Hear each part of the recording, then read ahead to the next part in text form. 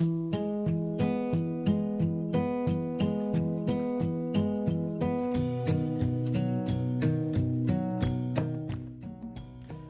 everyone to the South Campus Show.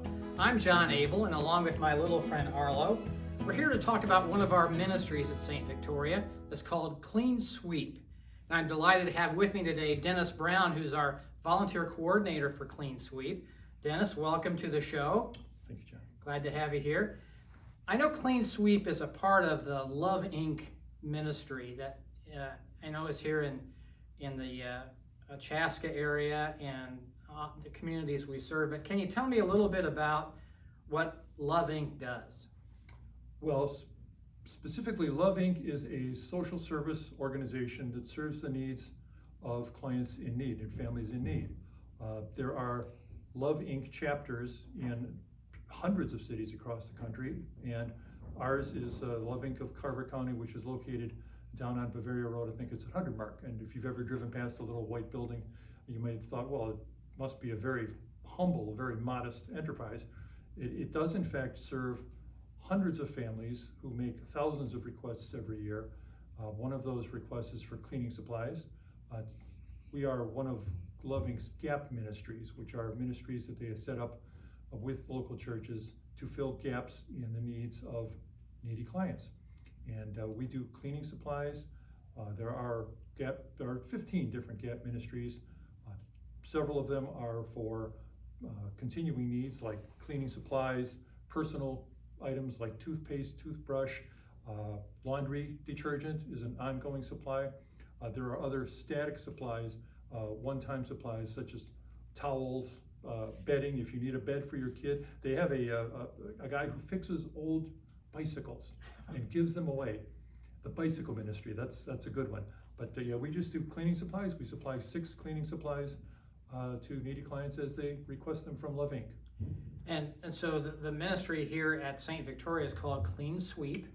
And how did you discover it? How did you get involved? I didn't discover it. I was just trying to go to my car after Mass one Sunday, and a parishioner named John Helgerson, who many of you know, a wonderful guy who's left us, but he buttonholed me and he said, Dennis, I'm running this Clean Sweep ministry, and a lot of my drivers are on vacation for summer, and I need some help just making some deliveries for a month or two just to get through the summer until my crew's all back.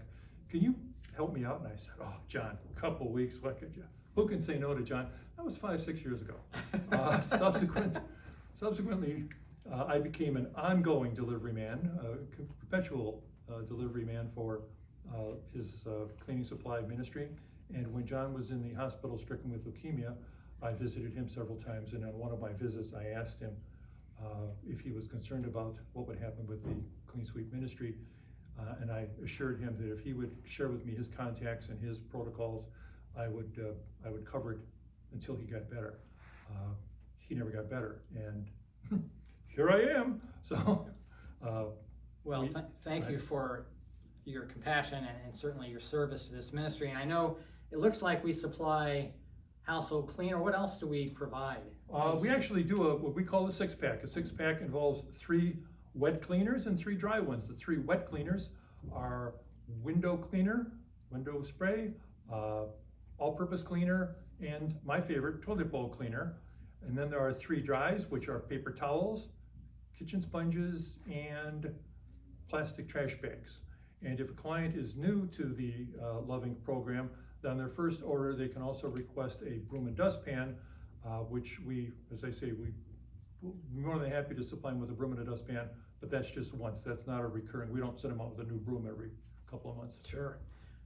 Dennis, are we the only church involved with this in our community? There are, I want to say, 33 churches that are affiliated with Love Inc. of Eastern Carver County, and of that, I believe there are 15 churches helping with the GAP ministries. So the answer is no, we're not alone. No, that's awesome. Yeah, so it's community wide, and you started out as delivering the cleaning products, yes.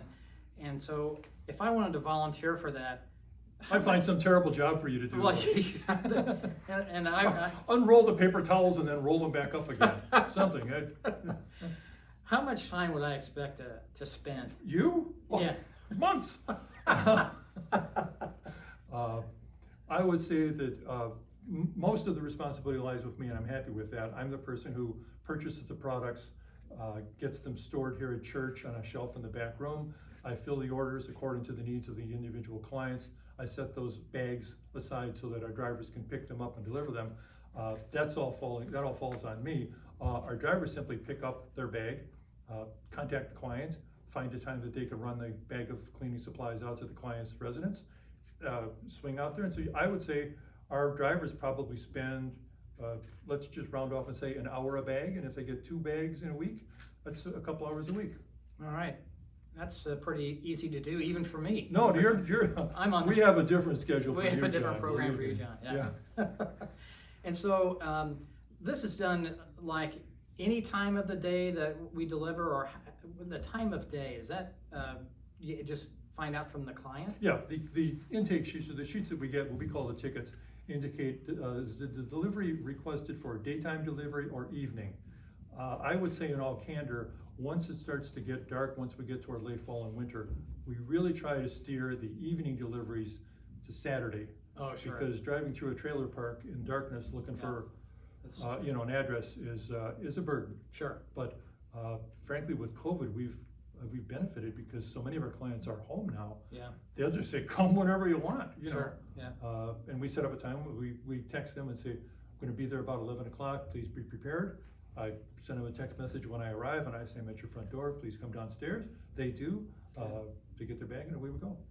Well, I know if I wanted to volunteer for this ministry, I could certainly go onto our website online, and there's an area there, volunteer tab, and Clean Sweep is listed there amongst them. And I suppose, Dennis, if we saw you running back and forth filling cleaning bags here in church, that we could also tap you in the shoulder and I would be more than happy to continue in the tradition of John Helgerson and rope in a stranger or a near stranger. Good. And sign them up for an indeterminate term with us. Excellent. I like that spirit there. Yeah. And Dennis, I know you not only serve this ministry, but also Sharing and Caring Hands. You do a lot here at church, and we're very grateful to you. Why do you do it? Well, I think the simple answer for me would be an answer that most other volunteers in one way or another would share, and it's simply because on one level I do it because I was asked by a friend. And that's what actually submitted me to a couple of the things that I do for the church. But I think on a broader level, we look at the world, we look at our communities, and we say somebody's got to do something. Yeah. And I am somebody, and I can make a difference to a stranger. I think that's what our faith tells us to do things for which you are going to not be compensated, for which you do them out of the goodness of your parishioner heart. Right. And I'm happy to do that. Oh, thank you, Dennis. Well, as we start to wrap up this segment of Meet the Ministries on the South Campus Show, we have a tradition here that Father Bob started, and that is to answer the question in the orange magic hat. If you would take that card and... Oh, there's just one? Yes. I don't get a choice in this? I thought Would you mind reading it and then do your best answering? Talk about your favorite holiday and why you like it. My favorite holiday. Okay. This won't be a normal holiday, but we adopted our dog. Our dog is a rescue. We adopted her on a Saturday. And every Saturday we celebrate her adoption, her joining our family. And her name is Miracle, and we celebrate Miracleversary every Saturday. It just involves a little bit of extra petting and a little bit of acknowledgement that we're grateful that God, frankly, let us, that God kept her alive. She was tragically shot and left to die before we met her. And she survived. She's a member of our family. We met her on Saturday, and every Saturday is Miracleversary. And I'll bet you nobody else celebrates dog anniversary, but yeah, it's a weekly occurrence. That's beautiful. Thank you for sharing that. And everyone, thank you for tuning in today. Both of you, yes. Mom, thank you. John's wife and my wife. We'll be back again next week with another South Campus Show. Many blessings to you. Bye-bye.